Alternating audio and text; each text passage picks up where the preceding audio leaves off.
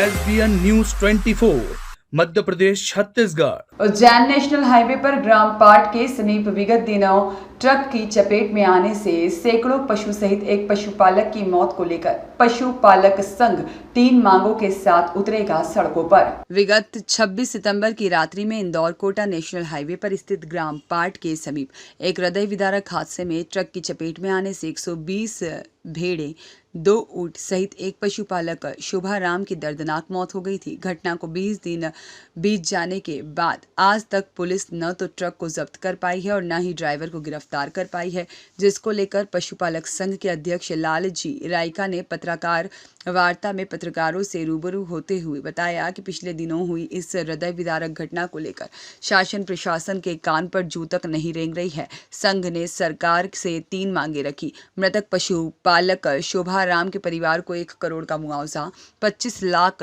मृत पशुओं का मुआवजा और मृतक के परिवार के एक सदस्य को सरकारी नौकरी दी जाए।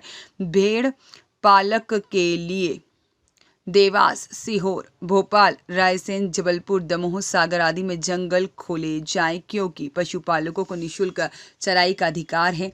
भेड़ पालकों के लिए गूगल रूट की व्यवस्था की जाए और भेड़ चोरों से सुरक्षा मुहैया कराने की मांग की। इसको लेकर 16 अक्टूबर को घटनास्थल पर श्रद्धांजलि सभा का आयोजन करने के साथ ही धरना प्रदर्शन और आंदोलन किया जाएगा। साथ ही में आंदोलन में हजारों की संख्या में पशुपालक पहुंचेंगे। आंदोलन पूरी तरह से शांतिपूर्ण रहेगा। पशुपालक संघ मांगों को पूरा करवाने के लिए लोकतांत्रिक अधिकारों का प्रयोग करते हुए विरोध प्रदर्शन करेगा। मैं राष्ट्रीय पशुपालक संघ का अध्यक्ष हूँ और सभी मेरे जो साथी यहाँ पे हैं। हमारा जो 3 मांग है। हमारा एक 26 सितंबर को एक भीषण एक्सीडेंट हुआ जिसमें 120 भेड़ें मारे गई, 2 ऊंट मारे गए और 1 पशुपालक मारा गया। लेकिन 26 तारीख के बाद आज तक ना तो ट्रक की गिरफ्तारी हुई है ना ट्रक ड्राइवर की गिरफ्तारी हुई है। हमारी 3 मांगे हैं। एक मांग कि भेड़ पालक का जीवन का तो कोई वैल्यू नहीं है, अनमोल है, लेकिन भेड़ पालक के परिवार को भरण पोषण के लिए 1 करोड़ मुआवजा चाहिए। जो उसके पशु मारे गए हैं उसके लिए 25 लाख का मुआवजा चाहिए और उसके बच्चों में से 1 को नौकरी मिलनी चाहिए। नंबर 1।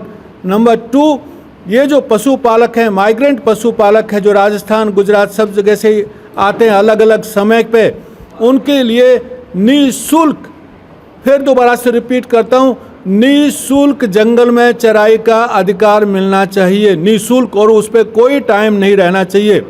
नंबर 3, जो रास्ते से आते हैं, परंपरागत उनके रूट्स हैं जो अभी बंद हो गए हैं, वो सरकार को एक गूगल ग्रेजिंग रूट्स तय करना चाहिए और उस रूट में जाते वक्त उनकी सुरक्षा की व्यवस्था करना चाहिए। रोड पे एक्सीडेंट हो रहे हैं, चोरियां हो रही हैं, लेकिन सरकार की तरफ से कोई सुरक्षा नहीं है। ग्रेजिंग राइट्स हमें चाहिए। कोई भी भारत का नागरिक कहीं पर रह सकता है। ये पशुपालक सदियों से, आज से नहीं, इनके बाप दादा भी यहाँ पे आते थे।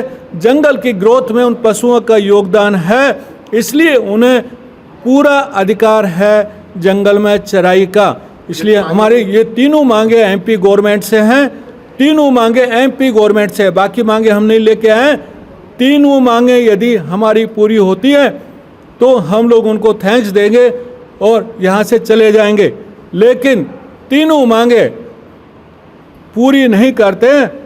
16 तारीख को कल घाट गांव जहाँ पे यह एक्सीडेंट हुआ था, पाट गांव जहाँ पे यह एक्सीडेंट हुआ था घटिया के पास, वहाँ पे हम लोग श्रद्धांजलि सभा रखेंगे, धरना देंगे और उस धरने में हजारों लोग आ रहे हैं, इसलिए ट्रैफिक जाम होने की पूरी संभावना है। इसलिए मैं पुलिस को भी बोलता हूं और जो मेरे जो दूसरे भाई उस रोड पे जो चलने वाले उनको भी बोलता हूं कि कल के दिन आप उस रोड से मत गुजरिए। दूसरी बात मैं बोलता हूं सभी किसानों से, पशुपालक भाइयों से, MP के लोगों से मैं निवेदन करता हूं कि इस धरने पे आइए। ये हम न्याय की लड़ाई लड़ रहे हैं, सच्चाई की लड़ाई लड़ रहे हैं, एक पीड़ित परिवार के लिए लड़ाई लड़ रहे हैं, इसलिए सब लोग हमारा साथ दीजिए। मेरा नाम लालजी रायका है और मैं राष्ट्रीय पशुपालक संघ का अध्यक्ष हूँ।